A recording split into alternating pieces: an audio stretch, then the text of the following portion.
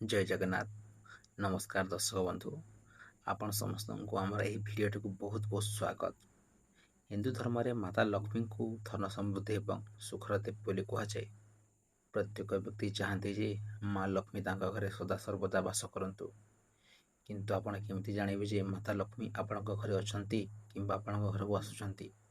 ଶାସ୍ତ୍ର ଅନୁସାରେ ମା ଲକ୍ଷ୍ମୀ ଘରେ ପ୍ରବେଶ କରିବା ପୂର୍ବରୁ କିଛି ଶୁଭ ସଂକେତ ମିଳିଥାଏ। ଆଜିର ଏହି ଭିଡ଼ିଓରେ ଆମେ ଜାଣିବା ଏମିତି 5ଟି ଶୁଭ ସଂକେତ ବିଷୟରେ ଯାହା ସୂଚନା ଦିଏ ଯେ ମାତା ଲକ୍ଷ୍ମୀ ଆପଣଙ୍କ ଘରେ ବାସ କରୁଛନ୍ତି। ତେବେ ଚାଲନ୍ତୁ ଭିଡ଼ିଓଟିକୁ ଆରମ୍ଭ କରିବା। ପ୍ରଥମ ଲକ୍ଷଣ, ଘରକୁ ହଠାତ୍ କଳା ପିମ୍ପୁଡ଼ି ଆସିବା। ଯଦି ଆପଣଙ୍କ ଘରେ ହଠାତ୍ କେଉଁଠୁ କଳା ପିମ୍ପୁଡ଼ି ବାହାରନ୍ତି ଏବଂ ସେମାନେ ଦଳ ଗଠନ କରି କିଛି ଖାଇବା ଜିନିଷ ଖାଉଥିବାର ଦେଖାଯାଆନ୍ତି, ତେବେ ଏହା ଏକ ବହୁତ ବଡ଼ ଶୁଭ ସଂକେତ। ଶାସ୍ତ୍ର ଅନୁସାରେ ଏହାର ଅର୍ଥ ହେଉଛି ଆପଣଙ୍କ ଘରକୁ ମା ଲକ୍ଷ୍ମୀଙ୍କର ଆଗମନ ହେବାକୁ ଯାଉଛି ଏବଂ ଆପଣଙ୍କୁ ଧନ ଲାଭ ହେବ। ଦ୍ୱିତୀୟ ଲକ୍ଷଣ, ଘର ଅଗଣାରେ କପୋତ ବା ପାରା ବସା ବାନ୍ଧିବା। ଯଦି କୌଣସି ପାରା ବା ପକ୍ଷୀ ଆସି ଆପଣଙ୍କ ଘରେ କିମ୍ବା ବାଲକୋନିରେ ବସା ତିଆରି କରେ, ତେବେ ତାହାକୁ ଶୁଭ ବୋଲି ଧରାଯାଏ। ଏହା ଘରର ସୁଖ, ଶାନ୍ତି ଏବଂ ଉନ୍ନତିର ସଂକେତ ଦେଇଥାଏ।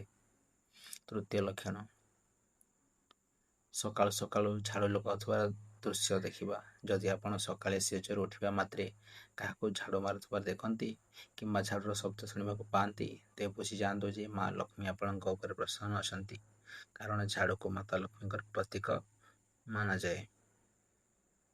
ଚତୁର୍ଥ ଲକ୍ଷଣ, ଘରକୁ ଏଣ୍ଡୁଅ କିମ୍ବା ଝିଟିପିଟି ଆସିବା। ଯଦି ଆପଣଙ୍କ ପୂଜା ଘରେ କିମ୍ବା ତୁଳସୀ ଚଉରା ପାଖରେ ହଠାତ୍ ଝିଟିପିଟି କିମ୍ବା ଉଜ୍ଜ୍ୱଳ ରଙ୍ଗର ଏଣ୍ଡୁଅ ଦେଖାଯାଏ, ତେବେ ଏହା ଭାଗ୍ୟ ବଦଳିବାର ସଂକେତ ଦେଇଥାଏ। ଏହା ଦର୍ଶାଏ ଯେ ଘରୁ ଦରିଦ୍ରତା ଦୂର ହେବାକୁ ଯାଉଛି। ପଞ୍ଚମ ଲକ୍ଷଣ, ସ୍ୱପ୍ନରେ ପଦ୍ମଫୁଲ କିମ୍ବା ଶଙ୍ଖ ଦେଖିବା। ଯଦି ଆପଣଙ୍କୁ ସ୍ୱପ୍ନରେ ବାରମ୍ବାର ପଦ୍ମଫୁଲ, ଶଙ୍ଖ, ପୂଜା ଥାଳି କିମ୍ବା କଳସ ଦେଖାଯାଏ, ତେବେ ଏହା ସୂଚାଇଥାଏ ଯେ ମାତା ଲକ୍ଷ୍ମୀ ଆପଣଙ୍କ ଘରେ ବାସ କରୁଛନ୍ତି ଏବଂ ଆପଣଙ୍କ ଜୀବନରେ ଆର୍ଥିକ ସମସ୍ୟା ସବୁଦିନ ପାଇଁ ଶେଷ ହେବାକୁ ଯାଉଛି। ତେବେ ବନ୍ଧୁଗଣ, ଏହି 5ଟି ଲକ୍ଷଣ ମଧ୍ୟରୁ ଆପଣଙ୍କୁ କେଉଁ ଲକ୍ଷଣ ନିଜ ଘରେ ଦେଖିବାକୁ ମିଳିଛି? ଆମକୁ କମେଣ୍ଟ କରି ନିଶ୍ଚୟ ଜଣାନ୍ତୁ।